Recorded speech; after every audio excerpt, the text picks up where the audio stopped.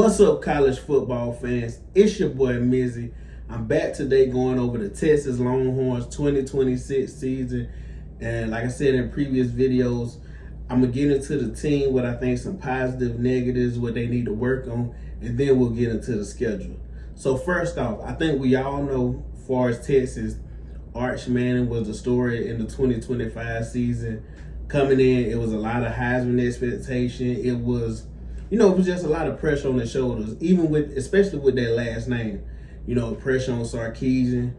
And then you play Ohio State early. And even though they lost to Ohio State, it wasn't like Ohio State just beat them down like a 40-point victory. It was nip and tuck the whole game.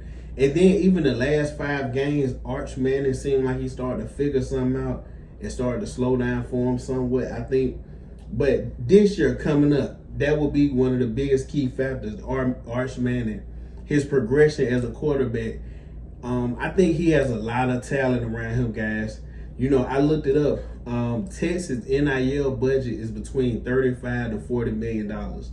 Just picture that, guys. So that's that's a large amount that you can spend on your roster. Just to give you equivalent, Alabama's budget is 15 to 20 million.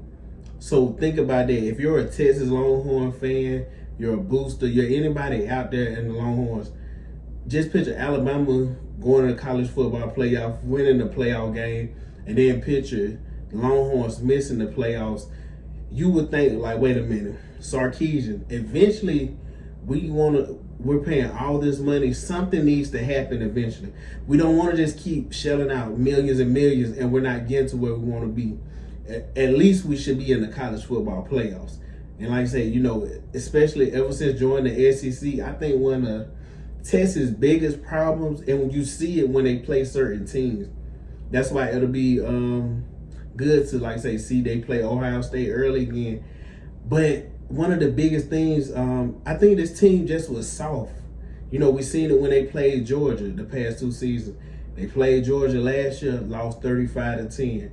The previous year they played them, lost 30-15. And Georgia, it just looked like Georgia just muscled them, just played tough, pushed them around. And when you join the SEC, it has to be an attitude adjustment. Not saying, because like I said, I don't think Texas is lacking talent. We know that it's talent on the field, but you got to have that attitude. And a guy they brought in that I think will help that team with a tougher attitude is Will Muschamp. Will Muschamp, I think he will bring a toughness to this defense. And the way Will Muschamp calls defense, he does a lot of exotic blitzes. He just does a lot of different things. I think Texas last year, I didn't watch all Texas games, so Texas fans, let me know in the comments if you correct me if I'm wrong or right.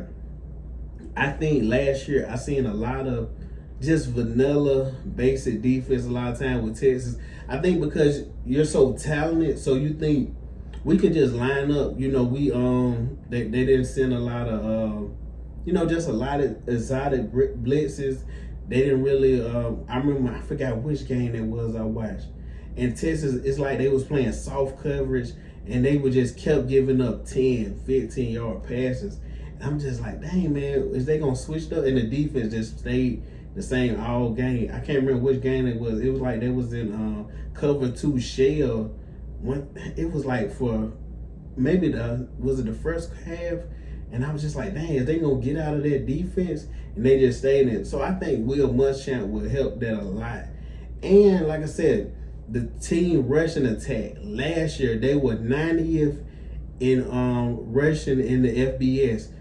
That's another reason I think Arch Manning struggled, because a young quarterback, when he has to shoulder so much, especially like I said, playing in the SEC, it's everybody can't handle it. And like I said, it's kind of not even his fault because it's just growing pains. But the offensive line, they've tried to retool that some, and then they bring in the guy from Arizona State, Brown, and Hollywood Smothers. You came to Bama, then transferred.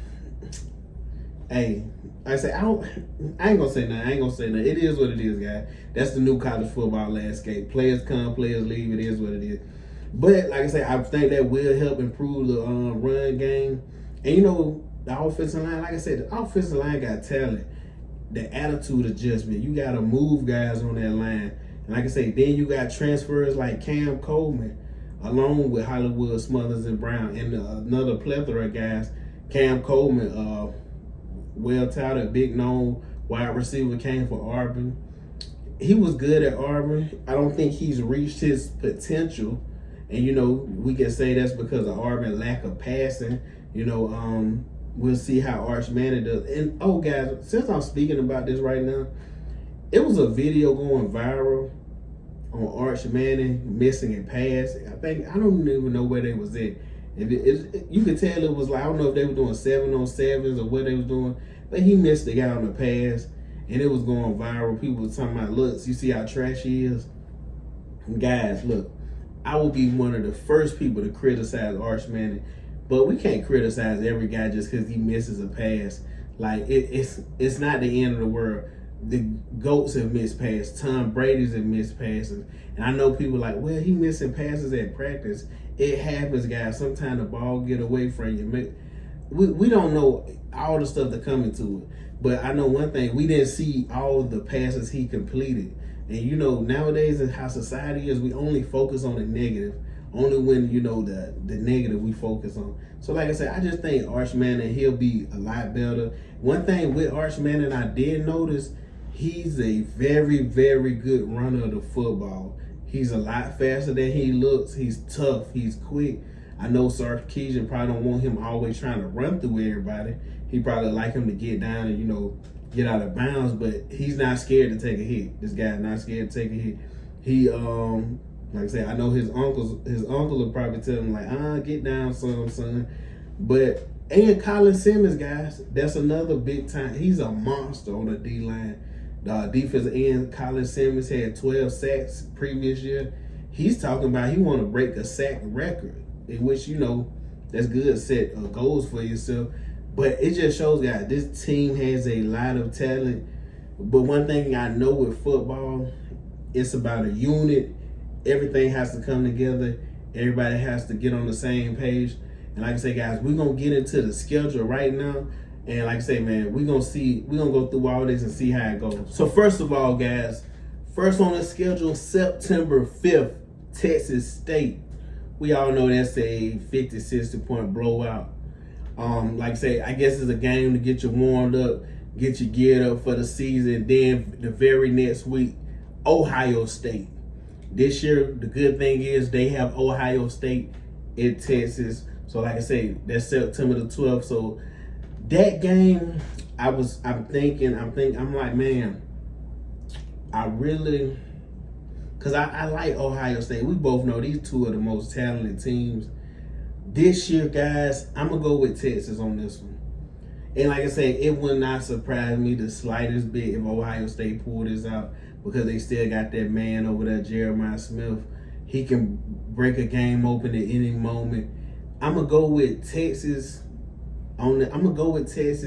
slightly. I don't think that because Ohio State has a lot of dogs on that defense. I think because Ohio State, they have an attitude coming in this year as well. And like I say, Texas, I don't think there's a team with more pressure than Texas, especially Sarkisian this year. Like I said, these teams are paying a lot of money to build these rosters. They want to see some returns on them eventually. So I'm going to have Texas winning that. We'll see how it goes when it comes around, guys.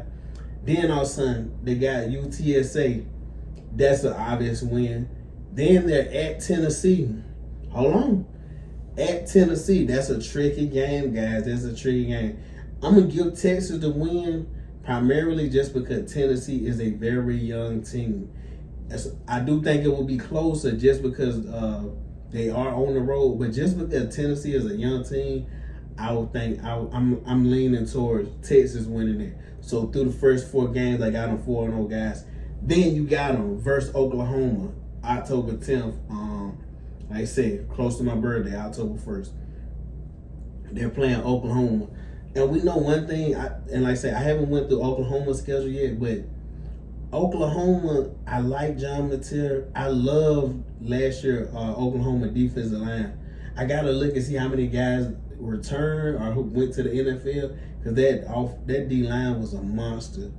I got Texas winning this game primarily, and of course, it's a rivalry game. Anything can happen. Primarily, I got Texas winning this just because I think their aspirations it's almost like championship or bust. So it's certain games that you just gotta take care of business. You got to. Like I said, I think Texas, and I think Archman, like I said, I think he's figured out some stuff, and I think Texas just has a lot of talent, wide receiver, halfback. I think it'll be hard for Oklahoma just to shut them out completely. I do think since it's a rivalry, it will be a moment in the game that maybe they scare Texas, that it looks like Texas is going to lose, and they find a way to pull it out. But like I said, I got Texas beating Oklahoma. Next game, they're playing Florida. And guys, I said it previously, but Florida is a team, like I said about Tennessee, Florida is a young team as well. They do have some experience, but I got Texas winning this primarily because Florida just doesn't, I don't know, ever since, I don't know, was it when Urban Meyer left, whatever, it just seemed like Florida hasn't found their groove in a long time, especially on offense. They've had some great defenses, but offensive, they just struggle, guys. And like I said, I just don't see them putting up enough points against Texas. I can see their defense playing good for a while, but like I said, I think Texas talent on offense, just eventually they'll get in the end zone more. Now this game right here, this is a big game. Like I said, I got Texas winning the Florida.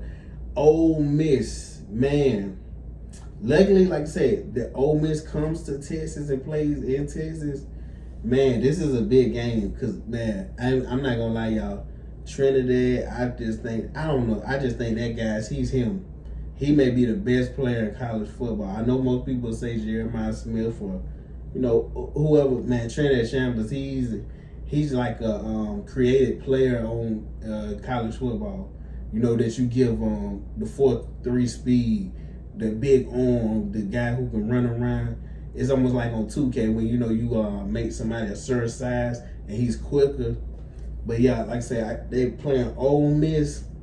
Man, I was going back and forth on this game. I got Ole Miss. I got Ole Miss losing this game, so I got Texas winning. I got Texas pulling this one out. Primarily, they're at home. I think this game will be the game that Arch Manning has to play. He has to put the team on his back, because as good as that Texas defense is, Trinidad, he's kind of it's certain quarterbacks that just, you can have the right defense set up and he just creates magic. He scrambles around, waits till somebody get open. But like I said, I think that's going to be a good one right there. There's a lot of good college football this year coming up, guys. Then they got Mississippi State. I think that's a win. It's nothing really to say about that. Mississippi State, they just been stuck. At Missouri, going on the road in the SEC, you never know what can happen. I got them winning that one. At LSU, this game right here, guys, this one, because I was like, man, I'm looking. I got LSU in this game, and I'm gonna tell you why. I just think this game will be the game late in the season. I would think, because LSU, like I say, we all know it's about playoff positioning. I think this will be a game LSU kind of has to win, because I think LSU at this point in the season, they could have a loss before getting to this game. And like I said, it's at LSU in Baton Rouge. Like I said, I wouldn't be surprised if Texas pull it out. But I got LSU winning this one. Especially, and this is always, if all health is, everybody's healthy. I got LSU winning this one just because I think one thing with Lane, we know Lane knows offense. And I think he'll figure out a way to put enough points on the board versus Sarkisian and Will Muschamp now. So like I say, I got that being Texas' first loss of the year. Then they go play, Arkansas comes and plays in Texas. They play Arkansas. Obviously, I got Texas. If Texas lost that, then we know the season not going good, guys. Then they're playing at Texas A&M. Man, this one right here, this one a tough one, guys, because I like Reed at A&M. I really like him. I know they was balling last year. We're gonna see how their season go. I think I got, guys. I think I'm gonna have to. Well, it's tough. It's tough. I think I'm gonna have to go with Texas on this one, primarily because I think Texas running game will be improved this year, and I think one thing with watching Reed, he's a great QB, but we'll see how his progression this year. But he will give the defense opportunities to make plays on the ball. He still hasn't learned when to throw the ball away when it's not there. He will force balls like when it's like you're like, man, look, that throw, it's not there, and he'll still try it. So I just think Texas, like I say, I think they'll finish out the season. And like I say, I got them losing one game at LSU. But like I tell you, always, all these games in the SEC is tough. So if they don't come with their A game and play like they're supposed to play, you can lose anyway, guys. Lose any day, guys. That's Alabama, Georgia, that's any team in the SEC. If you don't come playing like you should, you will lose. That's why Sarkisian made the comment about Texas Tech's schedule, saying if I played my 2s and 3s, we could go undefeated that schedule. Because he's looking at this schedule. He's like, wait a minute. We're playing Ohio State, Tennessee, Oklahoma, Ole Miss, LSU, A&M, even Florida. And he was like, wait, who are you playing on your schedule? Who are you playing, Texas Tech? And like I said, it is the truth. But anyway, man, Longhorn fans, I know y'all probably hoping y'all go undefeated. You hoping you don't even get the one loss. But that's what I got for Texas Longhorns 2026 prediction. I say I'm not giving no predictions right now, guys, far as who I think will win the championship or anything like that. That'll probably be in the season somewhere. But guys, like, comment, subscribe, share, and catch you next time. Appreciate you.